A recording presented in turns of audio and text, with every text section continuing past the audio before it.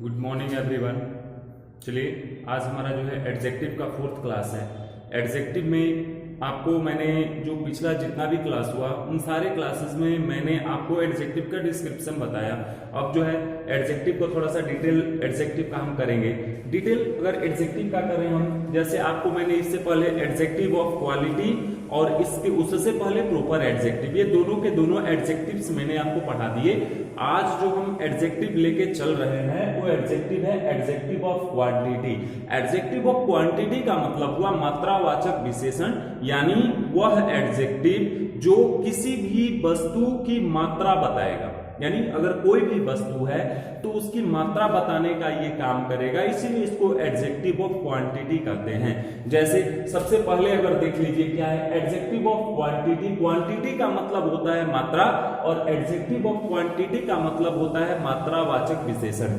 अब देखते हैं an adjective that shows the quantity of the noun. ठीक है, यानी ये क्या कह रहा है कि वैसे एडजेक्टिव्स जो किसी नाउन यानी मतलब वैसे एडजेक्टिव्स जो किसी नाउन की संख्या नहीं बल्कि उसकी मात्रा बताने का काम करते हैं। अब बताइए कौन कौन से ऐसा, एक सवाल आप लोगों के लिए है, कौन कौन से ऐसे नाउन्स हैं जिनकी मात्रा बताई जाती है?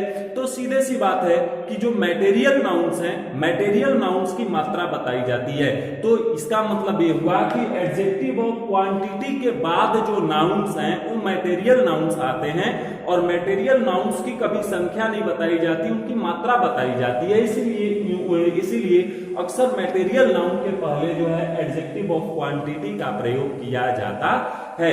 अब इसके बाद देखते हैं इसके अलावा, तो जैसे आप एग्जांपल के रूप में देख सकते हैं of the noun is called adjective of quantity. Example देख लीजिए some, all, much, little and amount of. ये जो हो गए ये सारे के सारे एग्जांपल हो गए जो है एडजेक्टिव ऑफ क्वांटिटी के।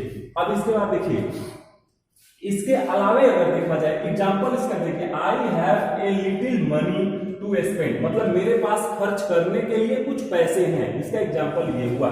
जैसे यहाँ पे ए लिटिल दिया हुआ है, ए लिटिल इज, यहाँ ए लिटिल जो दिया हुआ है ये एडजेक्टिव है, और चूंकि यहाँ देखिए मनी दिया हुआ है, मनी जो है अनकाउंटेबल नाउन है, मनी अनकाउंटेबल नाउन है, इसीलिए इसके पहले देख लीजिए लिटिल आया हुआ है। लिटिल जो है एडजेक्टिव ऑफ क्वांटिटी है। इसके अलावा बॉट सम मिल्क, देखिए सम और मिल्क, मिल्क अनकाउंटेबल नाउन है। क्या मिल्क की कोई संख्या निश्चित की जा सकती है?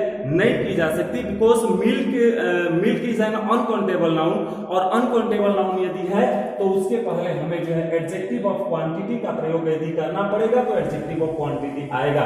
यानी मिल्क अनकाउंटेबल नाउन हो गया, और उसके पहले जो सम है ये एडजेक्टिव ऑफ क्वांटिटी के अंतर्गत आ रहा है। इसके बाद देखिए फैक्ट नंबर 1 इसका क्या है, it always comes before a singular uncountable noun. इसका मतलब हुआ कि एडजेक्टिव ऑफ क्वांटिटी जो है अक्सर ये अनकाउंटेबल नाउन के पहले होता है। अक्सर आप एक चीज जान लीजिए कि अनकाउंटेबल नाउन में वो सारे नाउन्स आते हैं जिनकी हम गणना नहीं कर सकते, जिसे हम नहीं गिन सकते। ये क्या कहा जाएगा? Uncount plus able. Uncountable noun जो है जनरली 3 शब्दों से मिलकर बना है, अन, काउंट और एबल। अन का मतलब नहीं, काउंट यानी गिनना, और एबल मतलब योग्य, यानी जो गिनने के योग्य न हो उसे अनकाउंटेबल नाउन कहते हैं। ठीक है, तो अनकाउंटेबल नाउन जैसे यहाँ पे मिल्क है, मिल्क को कभी गिना नहीं जा सकता, because this is a kind of liquid and liquid can never be counted. So the given noun milk can be called an uncountable noun, and it has taken and the milk is an uncountable noun, so it takes adjective of quantity before itself. Some is a adjective of quantity. Let's consider upon the second fact. It always comes before a singular uncountable noun. It always comes before a singular uncountable noun.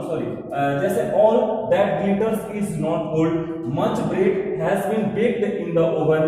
Okay, तो यहाँ कहने का मतलब है कि ये सारे के सारे जितने भी हो गए अनकाउंटेबल नाउन हो गए, और अनकाउंटेबल नाउन के पहले जो है, अच्छा एक बात और बताया गया है, अनकाउंटेबल नाउन जो होता है हमेशा सिंगुलर होता है। जब मैंने आपको सिंटैक्स पढ़ाया होगा तो सिंटैक्स के चैप्टर में मैंने आप लोगों को ये चीज बताई थी, जो मतलब अनकाउंटेबल नाउन होता है, अनकाउंटेबल नाउन पूरी तरह से सिंगुलर होता है।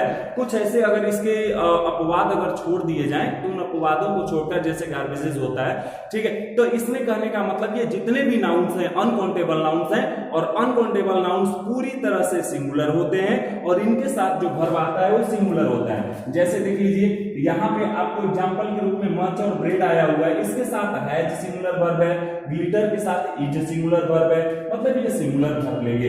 अब इसके बाद फैक्ट नंबर 2 देख लीजिए, since it is used before a singular countable noun so it takes a singular verb. मतलब इसका हुआ कि चूंकि इनका प्रयोग एक अनकाउंटेबल नाउन के पहले होता है, इसलिए अनकाउंटेबल नाउन के पहले आने के चलते इनके साथ जो वर्ब आता है वो सिंगुलर होता है, यानी इनके साथ सिंगुलर वर्ब का प्रयोग किया जाता है। अब इसके बाद देख लीजिए, अब आते हैं इसके अगले एग्जांपल में। अगला इसका एक नोट भी है, इसमें एक अपवाद, मैंने कहा था कि इसका अपवाद भी है, थोड़ा सा उस अपवाद को भी हम देख लेंगे। अपवाद क्या है कि इसमें जो आप देख रहे हैं सम और ऑल दिया हुआ है, सम और ऑल जो दिया हुआ है, यहां देखिए नीचे लिखा हुआ है कि all and some are such kinds of quantitative adjectives which can take plural countable nouns also before themselves. In this condition they take a plural verb. इसका मतलब हुआ कि इनमें एडजेक्टिव ऑफ क्वांटिटी में आने वाले दो ऐसे एडजेक्टिव्स हैं जिसमें सम हो गया और ऑल हो गया। ये दो ऐसे एडजेक्टिव्स हैं जो अपने बाद काउंटेबल नाउन भी लेते हैं और अनकाउंटेबल नाउन भी लेते हैं। यदि अनकाउंटेबल नाउन लेंगे तो इसका मतलब हुआ कि वे सिंगुलर होंगे और उनके साथ जो वर्ब आएगा वो वर्ब सिंगुलर होगा। लेकिन यदि इनके साथ, यानी जो अभी यहाँ पे नाउन्स दिए हुए हैं, अभी जो है यदि इनके साथ यानी सम और ऑल के बाद यदि कोई काउंटेबल नाउन आता है जिसे हम गिन सकते हैं, तो यदि कोई काउंटेबल नाउन आता है तो वह काउंटेबल नाउन हमेशा प्लुरल होगा। हमेशा क्या होगा? प्लुरल होगा। और आपको अच्छी तरह से पता है कि यदि सब्जेक्ट प्लुरल नंबर में है तो उसके साथ जो आने वाला वर्ब होगा वो वर्ब भी प्लुरल नंबर में ही आएगा। तो इसका मतलब हुआ कि सब्जेक्ट यहाँ सम और ऑल ऐसे एडजेक्टिव्स हैं, मतलब क्वांटिटेटिव या एडजेक्टिव ऑफ क्वांटिटी हैं जो अपने बाद काउंटेबल नाउन और अनकाउंटेबल नाउन दोनों ही नाउन्स लेते हैं। और जो है अब इसमें बस अंतर इतना है कि यदि वे अनकाउंटेबल नाउन लेते हैं तो फिर सिंगुलर वर्ब लेते हैं अपने साथ, और यदि उनके साथ हम काउंटेबल नाउन का प्रयोग करते हैं तो याद रखिए वो काउंटेबल नाउन हमेशा प्लुरल नंबर में आएगा। और जब काउंटेबल नाउन हमेशा प्लुरल नंबर में आएगा तो फिर उसके साथ जो वर्ब आएगा उस वर्ब को भी प्लुरल नंबर में ही रखना पड़ेगा। तो इस तरह अगर मूल रूप से देखा जाए तो ये एडजेक्टिव का प्रॉपर एडजेक्टिव ऑफ क्वालिटी, और ये डिस्क्रिप्शन था एडजेक्टिव ऑफ क्वांटिटी का। ये था एडजेक्टिव ऑफ क्वांटिटी। इसका नोट्स आपको प्रोवाइड मैं करा रहा हूं और साथ ही साथ ये वीडियो भी मैं आपको सेंड कर रहा हूं। इसको जो है आप वीडियो को देख लीजिएगा और जो है नोट्स जो मैंने आपको सेंड किया है उस नोट्स का फेयर कंप्लीट करते रहिए, ताकि जब हमारा क्लास रीओपन हो तो हम वहां से अपना क्लास स्टार्ट कर सके, हमें फिर से न शुरू करना पड़े। तो इस तरह जो है ये आपको जितनी भी चीजें हुई, ये एडजेक्टिव का डिस्क्रिप्टिव वर्णन हुआ। इसके बाद एडजेक्टिव ऑफ क्वांटिटी के बाद अब हम लोग कल पढ़ेंगे एडजेक्टिव ऑफ नंबर, यानी कल जो है हम एडजेक्टिव ऑफ नंबर को लेके चलेंगे। और जो है उसमें आप बेहतर होगा आप इसे एक बार पढ़ लीजिएगा, आपको नोट्स में प्रोवाइड करा दूंगा, और आप इसको थोड़ा सा बढ़िया से पढ़ते रहिए और इसको रेगुलर रखिए। Thank you.